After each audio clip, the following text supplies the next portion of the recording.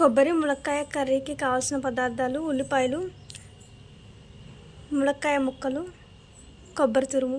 ఇది చాలా easy recipe అండి, చాలా సింపుల్. ఎటువంటి మసాలాలు యూజ్ చేయట్లేదు, చాలా టేస్టీగా ఉంటుంది. స్టవ్ ఆన్ చేసి బాండి పెట్టుకోవాలి.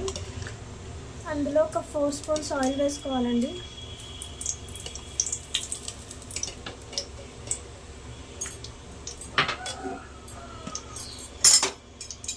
ఆయిల్ వేడాక ఉల్లిపాయ ముక్కలు వేసుకోవాలి.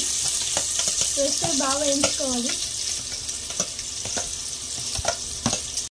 ఉల్లిపాయలు అనేవి బాగా ఎగిపోయినాయి కదండి. ఇప్పుడు ములక్కాయ ముక్కలు వేసుకోవాలి.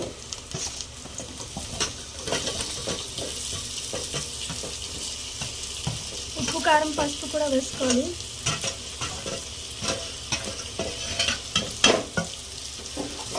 బాగా కలుపుకొని వేయించుకోవాలి. కాసేపు ఒక 5 నిమిషాలు వేయించుకోవాలండి. 5 నిమిషాలు బాగా వేయించుకున్నాం కదండి. ఇప్పుడు కొబ్బరి అనేది వేసుకోవాలి. 1 కప్పు కొబ్బరి తీసుకున్నాను నేను. కొబ్బరి వేసి బాగా వేయించుకోవాలి.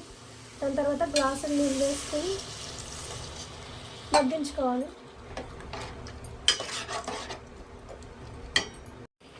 ఇలా వాటర్ అంతా అయిపోయేదాకా ఉడికించుకోవాలండి.